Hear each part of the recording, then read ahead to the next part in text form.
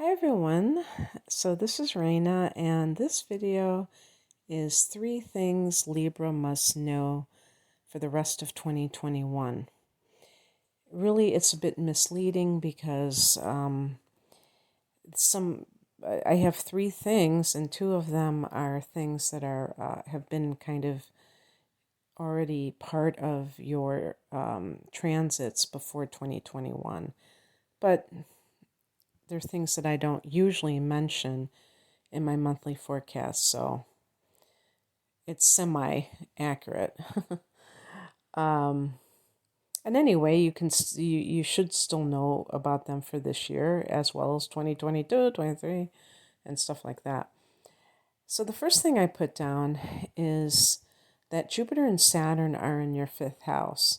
Jupiter and Saturn both went into Aquarius in December. You probably heard about the Great Conjunction at the winter solstice time, right around then. And during 2021, and of course, I was looking through my list of videos and I found out that I hadn't done one for Libra. You were the only sign that I didn't do. So I thought even though we're already into April, there still is time to do this. I can still do it for the rest of the year.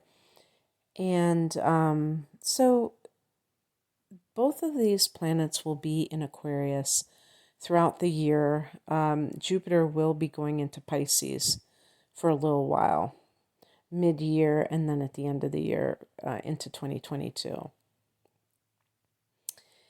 But for the vast majority of the time, Jupiter will be in this 5th house, and Saturn is going to be here this year and for 2022, and I believe into 2023. So Saturn is not leaving this house. Even at the end of this year, it'll still be in 2022. The 5th house is the house of pleasure. Now, when you think of the word pleasure, what do you think of? I think a lot of people think of sex.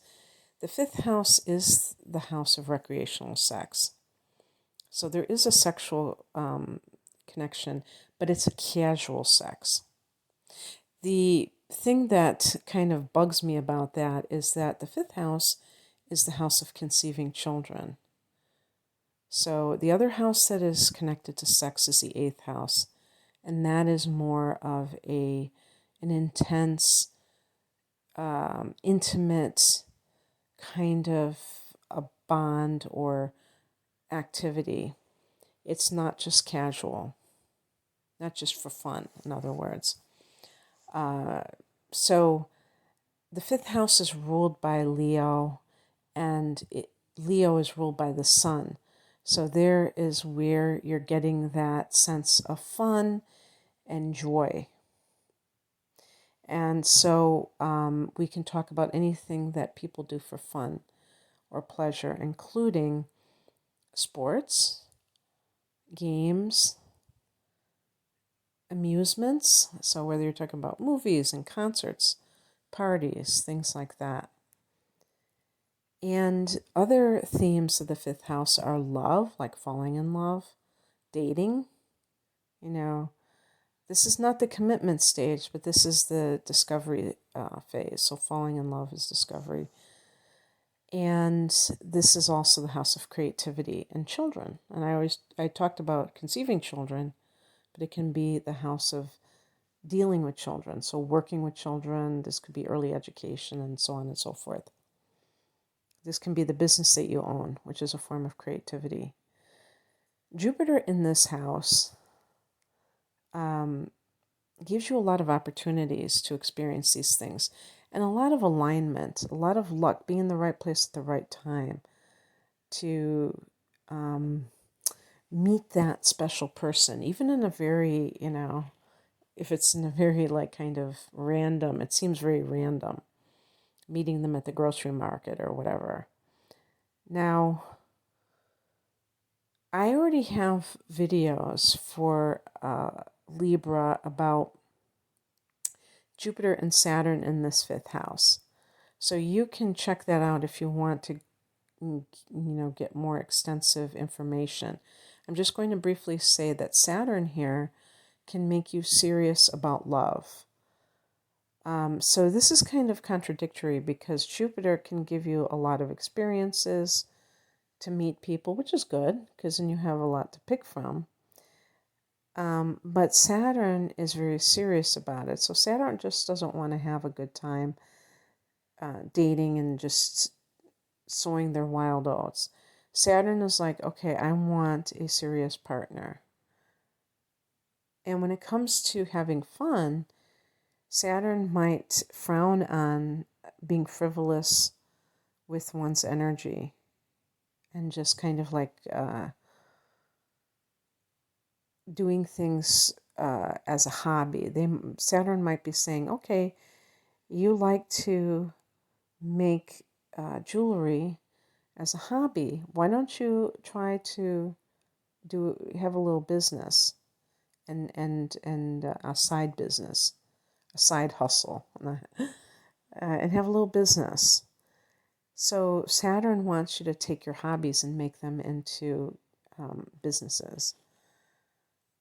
And I still think you can have a lot of fun at the same time. It's all in the attitude. The second thing that I put down is that Chiron is in your 7th house and Uranus is in your 8th house. Now, Chiron is in Aries, which is your opposite sign. So it's in your 7th house of committed partnership, the house that you rule.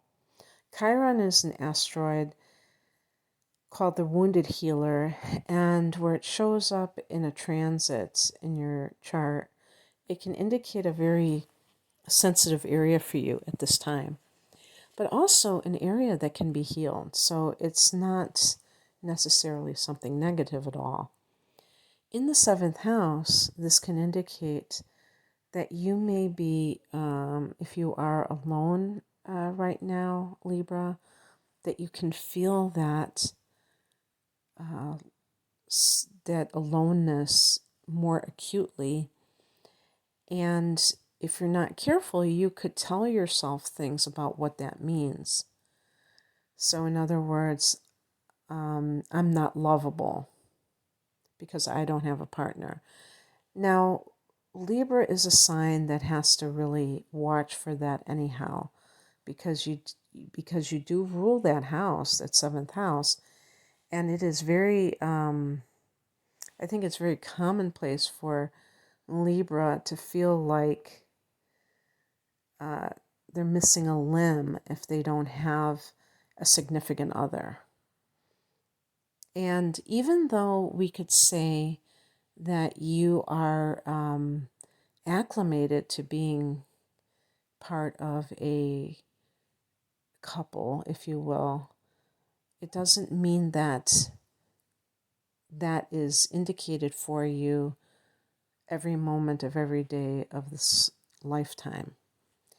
So perhaps even if you are alone right now, that Chiron in the 7th house can actually be a healing agent for you. And who knows, maybe you will meet that special someone in a setting like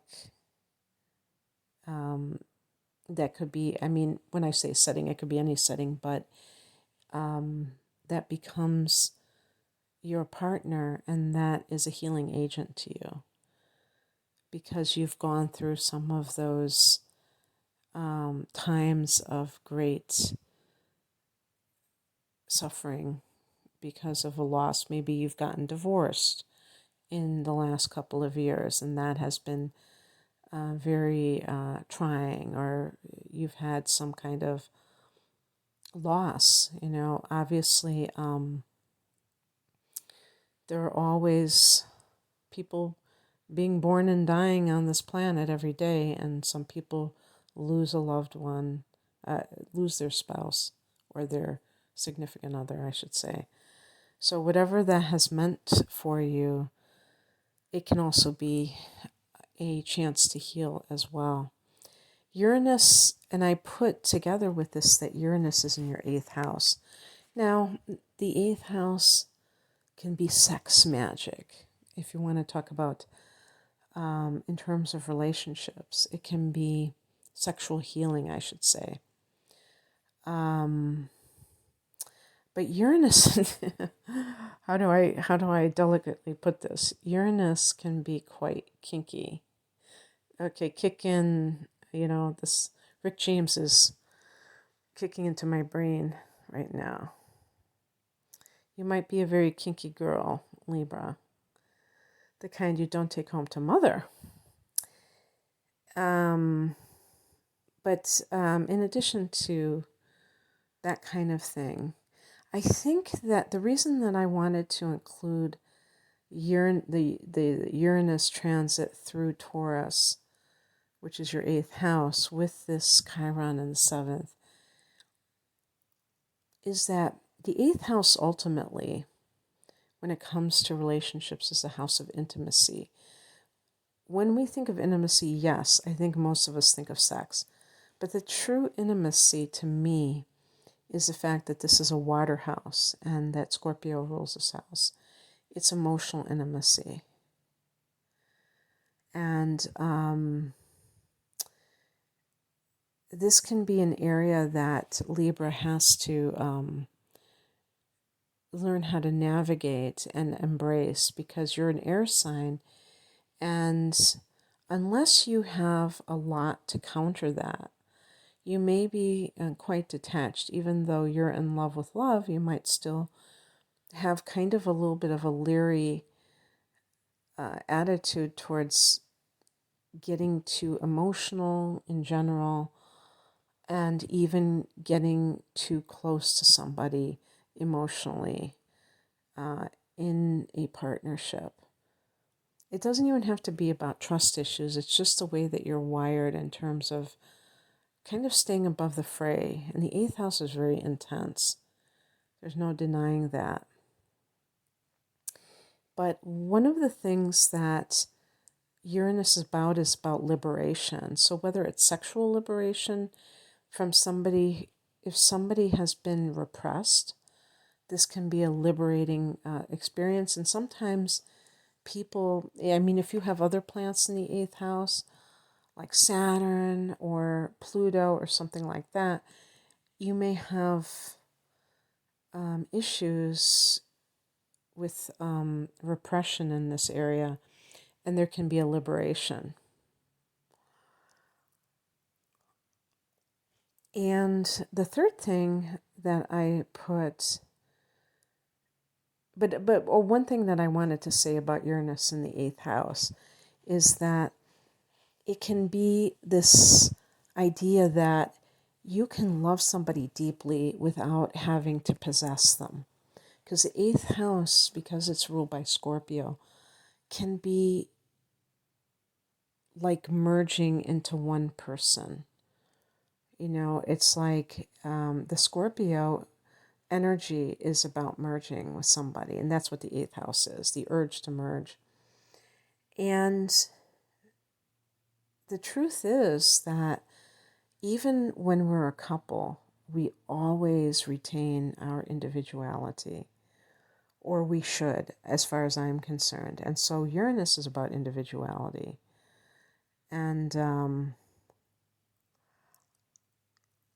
what makes you unique. And so in the 8th house, it can be about being able to do both at the same time and learn about that, and how you can maintain your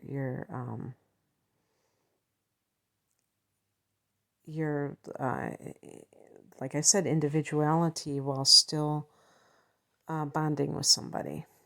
The third thing I put down is Neptune is in your 6th house. And actually, I didn't find any information about Uranus in the 8th being about, studying astrology, but I really feel that could be the case. And I think that might even be the biggest one of all of what Uranus in the 8th represents, is the studying of material, because the eighth house can be metaphysics and the secrets of the universe. And Uranus is very intuitive. So, and also there can be like kind of a spontaneity or, kind of a surprising,